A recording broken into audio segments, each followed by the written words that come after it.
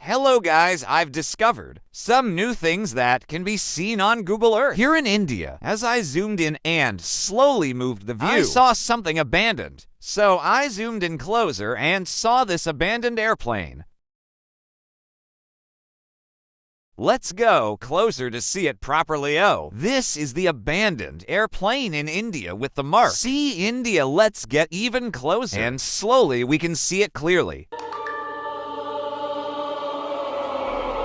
This is the place. And first time to visit here. Using this Google Earth. Try to see something.